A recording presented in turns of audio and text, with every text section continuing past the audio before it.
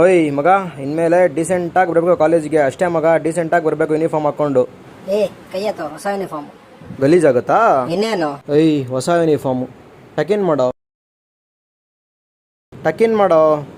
ಅಯ್ಯ ಮಗ, ಕ್ಲೀನಾಗಿ ತಿನ್ಬೇಕು, ಬೀಳ್ಸ್ಕೊಂಬಾರ್ದು. ವೈಟ್ ಶರ್ಟ್ ಗಲೀಜಾಗ್ಬಿಡುತ್ತೆ, ಓಕೆನಾ?